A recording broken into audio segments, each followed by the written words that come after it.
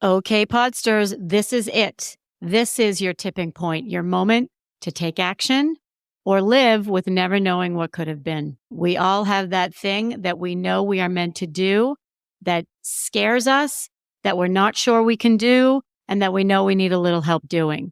My Do the Thing Fall Retreat is happening October 13th through 15th in where else? Cape Cod, in the tranquil seaside town of Truro, where I've hand-selected a beach house for 9 like-minded women to get together and do the thing. You already know that there's a life waiting for you on the other side of this thing. And this powerful, intimate 2.5-day workshop is exactly what you need. If you don't do it now, you probably never will. Don't live with regret. Do the thing. Click the link, fill out the very brief application. Let's hop on a call because I want to make sure it's the right fit for you. Together, let's do the thing. Hey, Podsters, it's Nancy Medoff and Beth Knaus, here to change the conversation around women in confidence with actionable tools, real-life stories, humor, kindness, and the occasional shenanigans. We are fired up. We are calling things as we see them, and we are not holding back. We have a bullshit button, and we're not afraid to use it. We have used it in the past. I'm Nancy Medoff, keynote speaker, executive coach, and best-selling author who literally wrote the book on women in confidence. I'm Beth Knaus, creative copywriter, personal messaging consultant who helps business owners use their unique voice to bring in more ideal clients. So here's what's up. If you're done playing it safe, you're tired of your own narrative, and you're ready to step into your authenticity, you're in the right place. If you're looking for a weekly shot of confidence and the occasional truth bomb, you're also in the right place. So buckle up, friends. And get ready to feel empowered and inspired as together we build our confidence toolkit and empower women everywhere to speak up and get their seat at the table, and then build a bigger table. And we're back. Hey, everybody. What's up? We are ready. Are you ready, Nance, for this topic? This is going to be a good one. I am, and it's very timely. I don't know if our podsters know that many times we choose topics based on what's going on in our life. Mm-hmm. So the timing is cray-cray right now. So Beth, you want to tell me what we're going to talk about? We are going to talk about vulnerability. And I bet when you hear me say that, you're squirming. I used to roll my eyes when I would hear that years ago. And now I don't. Now I know the power of it. I feel the power of it. I've experienced the power of it. And it's great timing because I'm feeling a little vulnerable today. And I'm going to share with you and the Podsters why. Okay. So Beth already knows I didn't sleep well last night. I'm back to the fun, like waking up at 2 and not being able to get back to bed again, which is super fun. And when I get tired, I get very emotional. So if I burst into tears at some point during the podcast, that's why. The other reason this is really timely. And this happened, we come up with our topics usually about a week or so in advance. Just this week, after we decided to choose vulnerability, I got my first big troll on social media. Sometimes I'll get people that say stupid stuff and whatever, ridiculous. But this guy was coming at me and it was interesting. So I'll save it for the podcast. Okay. All right. So Beth, why don't we start with why was this topic hot for you? Because for me, working with people and their writing, one of the things I come up against is that they are not clear on their messaging. And one of the reasons that happens is that they don't want to dive a little deeper, because that often involves exploring personal experiences and situations that actually are what make you unique and different. Mm-hmm. So it's not easy to come up with your messaging or your content if you want to be authentic and genuine and to not be the same as everybody else. But people are vulnerable, right? Or like you said, they're afraid of cancel culture or a troll on their social media, or I don't know. They put a lot of value in the things people say that people they don't necessarily care about. It's hard to, I think, it's really challenging to, when that happens, to not react emotionally and personally and say, okay, I don't know this person. I don't really care what they think. Mm-hmm. And I can choose to block them. I can answer them factually. So I think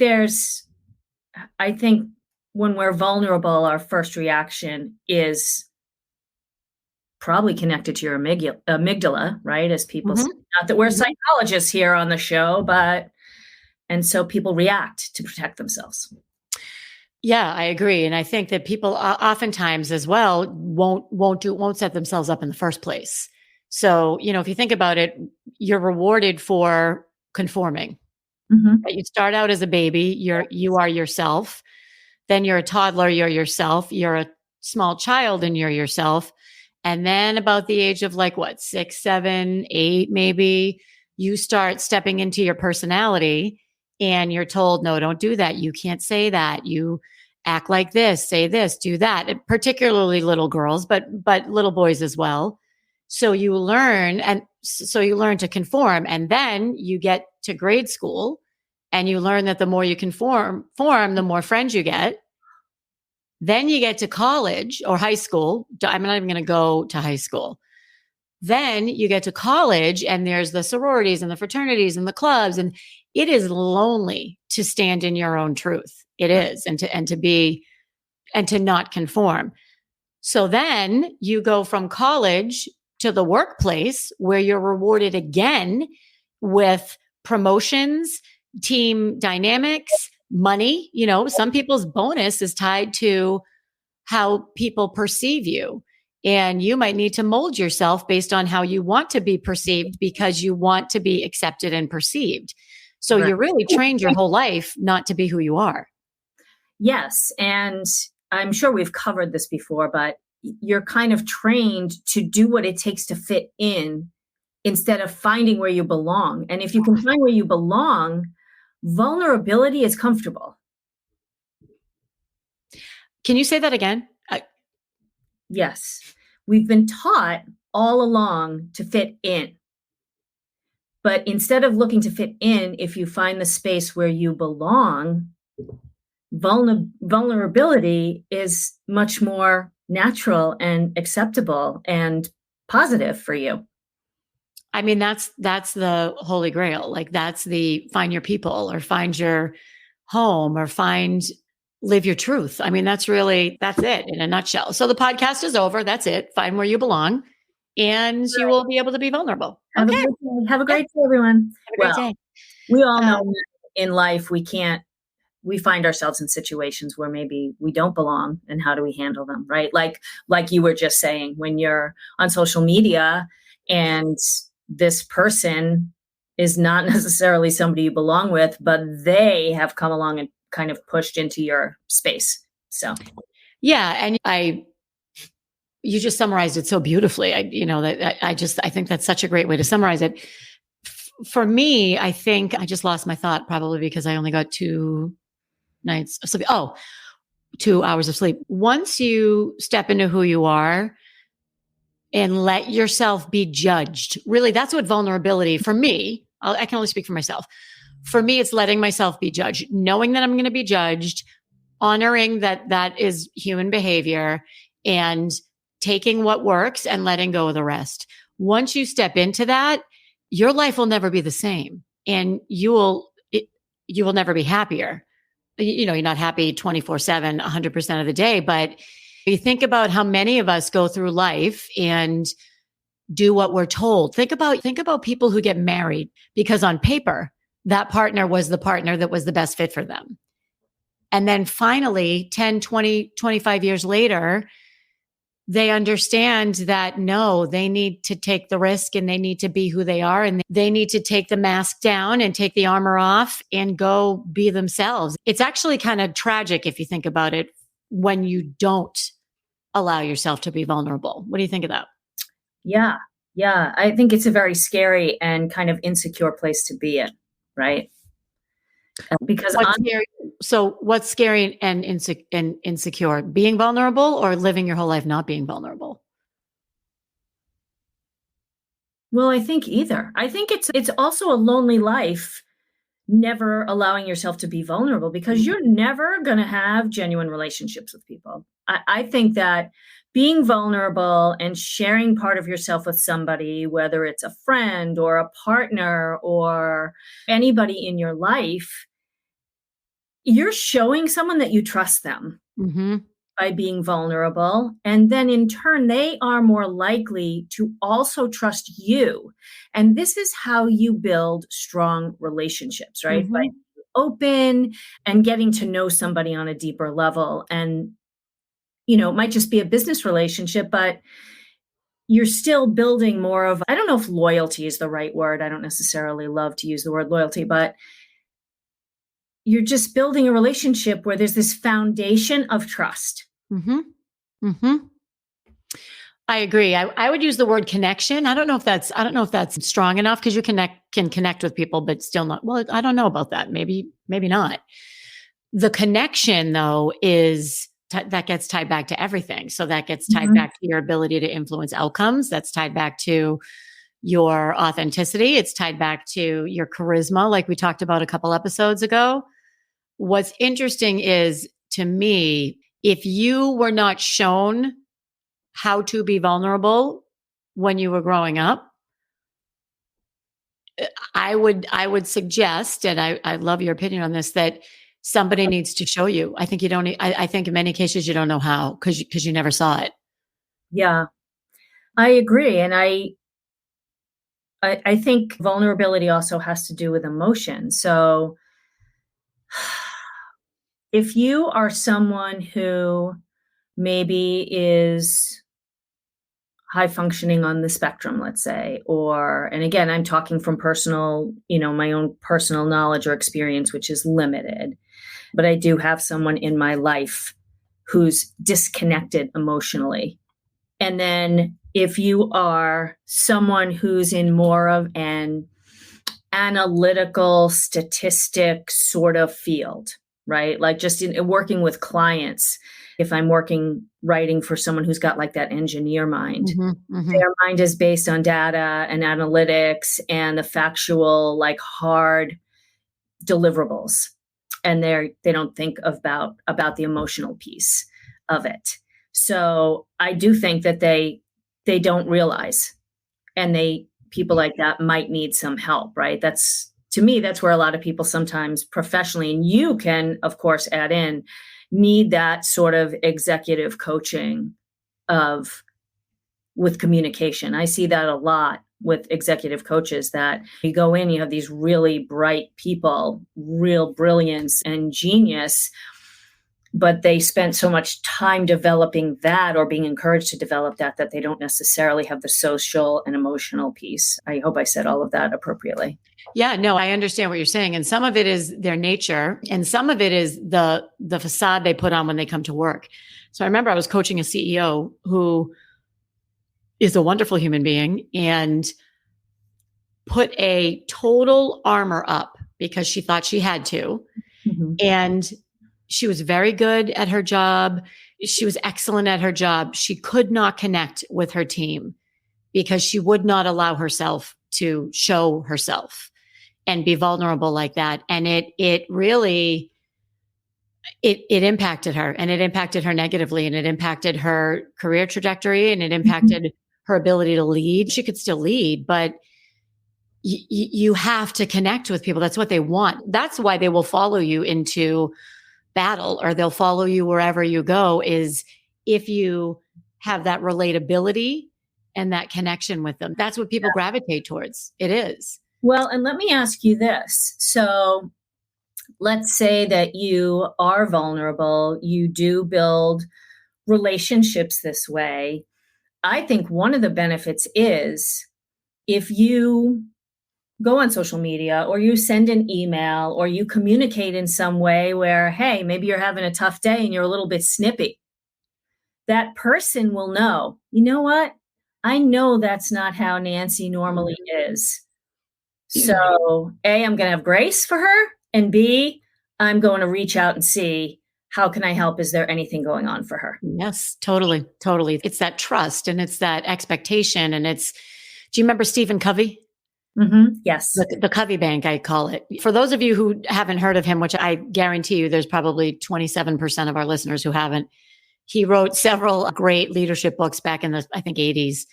One of them was The 7 Habits of Highly Effective People. Anyway, what he says is you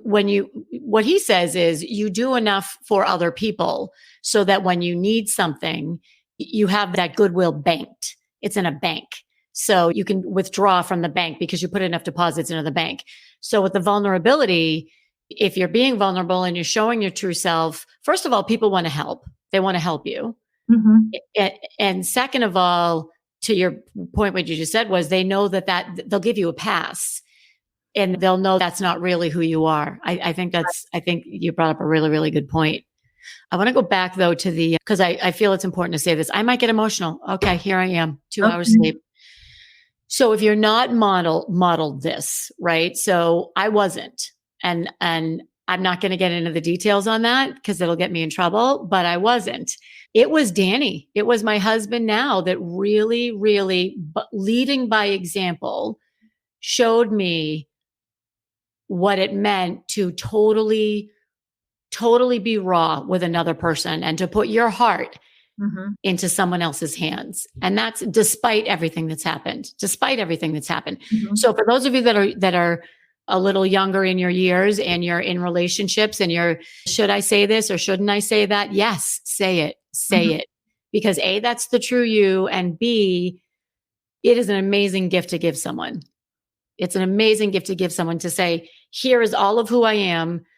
Take it. Please don't destroy me because you could. Right. Please don't. Wild, huh? It is wild. Yeah. It is wild. Yep. How about at work? So I'm trying to think about if you own your own business, yes, the more authentic and vulnerable you are, I think the more you'll get. You're obviously being your true self and with your personal brand and your messaging and all of that. I also think you'll be able to identify the holes in your business faster. If you can say, here's what I really want, here's what I don't want, here's what I like to do, here's what I don't like to do. I don't want to work that hard. I only want to work 20 hours a week. Okay, say it so you can design your business around it. If you're in a corporate environment, again, I think it goes back to leading teams, building trust, and that human connection. And you can never go wrong with the connection. You will always, it doesn't matter if you're a leader. It doesn't matter if you're not a leader. The more you connect with someone, the more they will go out of their way to help you and to support you. And that will lift you up your entire career, I think. Yeah. I think it's true. I mean, and so part of vulnerability, right? A huge piece of it is honesty, right? You don't want to go in somewhere into a job or a career where you want to grow and you want opportunity. When you're vulnerable and honest with somebody and say, you know what, like for me, I'm going to use this kind of a silly example, but I hate to work in spreadsheets.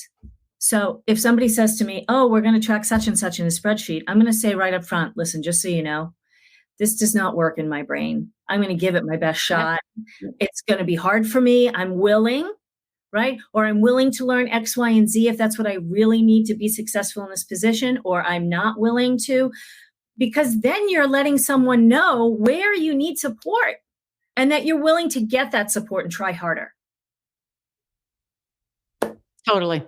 And I like that you use the word honesty because, earlier I said that when people used to say vulnerability, I would roll my eyes. I equated it to mushy, woo-woo, people sitting around in a circle and sharing their one true meaning or whatever.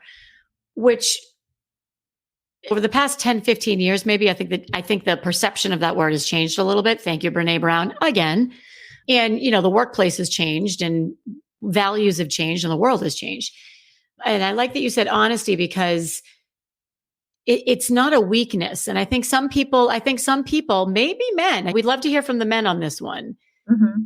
Maybe, they're told to be tough and don't let them see you sweat and never show your emotions. And if you cry, you're a wussy or whatever. That's simply not true. And that's an old track that I would hope has been significantly changed. Mm-hmm. And also at the same time, I still see it. I still see men being the tough guys. And I think about some of my male friends who are the tough guys. And then they say something, if my wife ever left me, I'd be dead in the water or whatever. And it endears them to me. I think that's a good way to put it. It endears people to you, and it makes them connect with you. Yes. Yeah, I agree. Oh gosh, I just had a thought, and I'm holding on to the tail end of it. Oh, we should have like little thought post-its or thought bubbles or something. I know, right? We have a chat. Maybe we can throw it in the chat. I don't know. I don't think we have a chat. We do. Yeah, I think I think particularly, I would like to say particularly at home, but in both places, like especially after we came through the pandemic, human connection's never been more important. Again, if you're a leader and you tell your team, I don't know that, but I'll find out the answer, or I don't know. That's people like that. They like the newscaster, Nancy, right? The perfectly polished, always has the answer. Never, let them see you sweat. That's done. That's 80s. That's 80s. It is. And what's really interesting, so I used to have a job where I did these art presentations. It was an art awareness company, mostly for entertainment's sake, but after a while you get pretty knowledgeable, right? You're talking about the art world and you're talking about all these artists and movements and all that sort of stuff. I actually learned much more about history in the time that I had this job. And there would be times when people who were 20 or 30 years older than me, really well traveled, really well versed in history, would ask me a question and I wouldn't have the answer. And actually my boss pretty much was like, there are ways to like be very general and fudge around that. And I'd be like, no. And I would say to the person, you know what? That is an excellent question. And I don't know the answer to it. I can find out afterwards, but does anyone in our audience have the answer to this question? And then you give somebody else the opportunity to feel good because you're being vulnerable and they can support you by helping you with the answer. Exactly. Right? Exactly. So let me ask you this. And I know that the person I worked for was very much like, don't let them know that you don't have this information, always be the authority and always be the one in control and everything. And I can see that. But if you are someone who's never vulnerable and you don't let that happen, I would think that there are many things about that would amplify imposter experience. Oh, yeah. Yeah, right? For sure. So if you're vulnerable and you're able to say, you know what, guess what? I don't like to fold bed sheets and I hate spreadsheets, but you know what? I'm a damn good writer. Then I can look at, I'm human, I have flaws. I'm going to be upfront and honest with you, but I'll tell you what I'm really great at. I totally agree. And as you were saying it, I was thinking about imposter feeling or imposter, what'd you call it? Situation? Experience. Thank you. And I was thinking it's about managing expectations. So sometimes I'll start a discussion with somebody if I don't know what I'm talking about. And I'll say, I'm not the expert here. And at the same time, I think we can have a really good conversation or productive conversation. Yeah. Boom, just manage expectations. I'm not the expert. Rather than coming in and trying to bullshit someone, particularly at work, when the stakes could be pretty high, just admit it. I'm not the expert. Okay. What are they going to say? Well, then you know what? I'd like to cancel the meeting and let's find a real expert. Okay, great.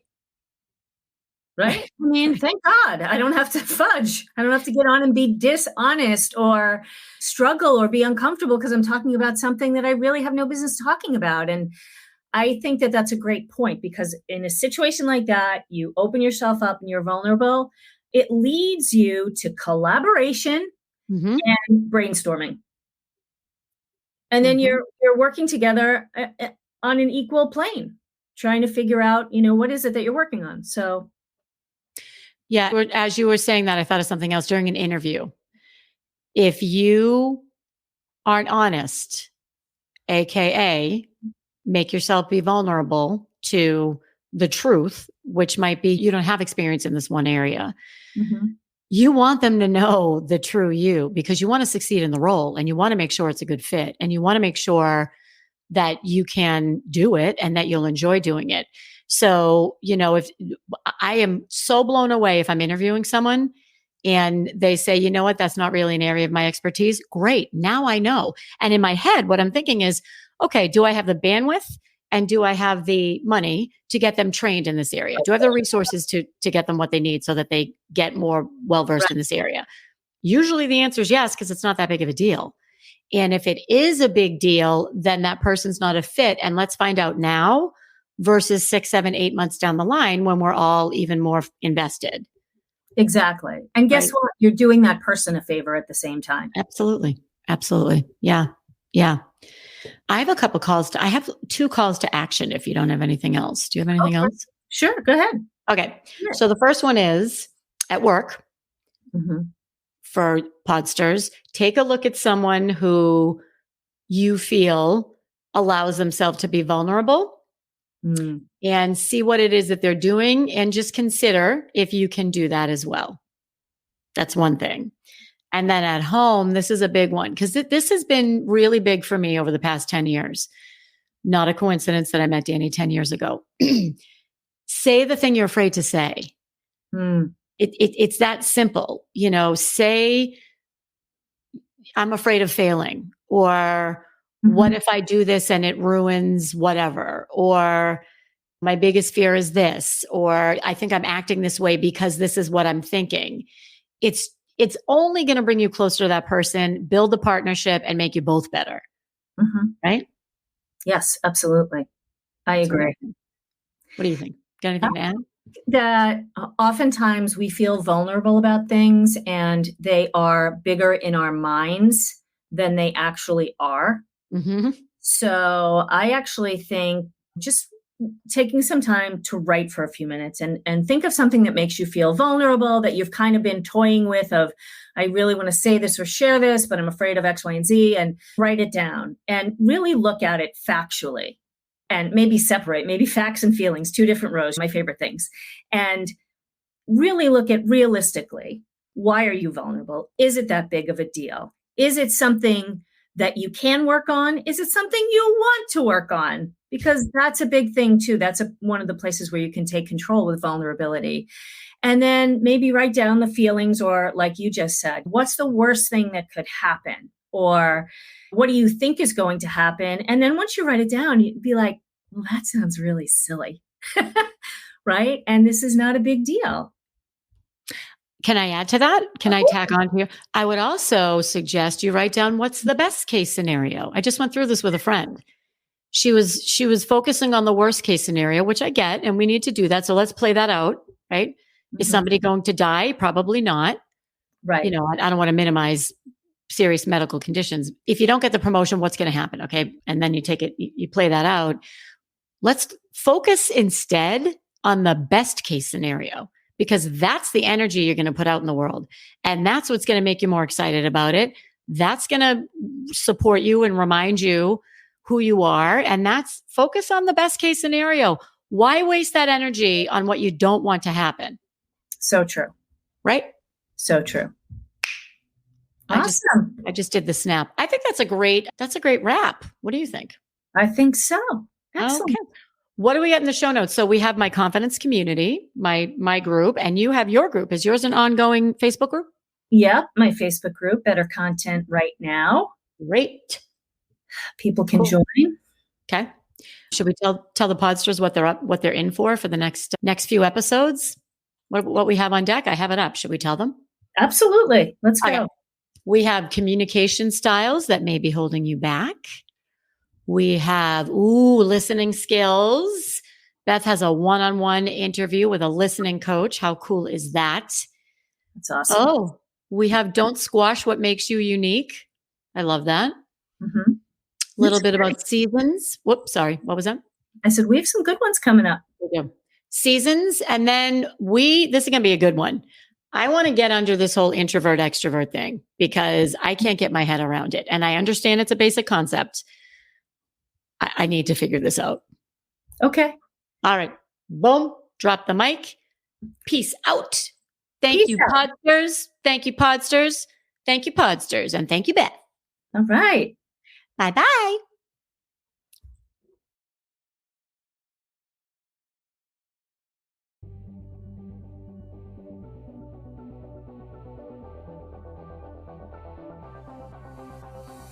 And that's a wrap. Podsters, we know that you found value in this episode, even if it was one little nugget. And we thank you for listening. So if you found value, please share it with a friend or two or many if you'd like, and send us some feedback about the topics that you want to hear about, episodes that resonated with you, anything. We love to be connected to our Podsters. we love it more than anything. Peace out. Hit that follow button. See you next week.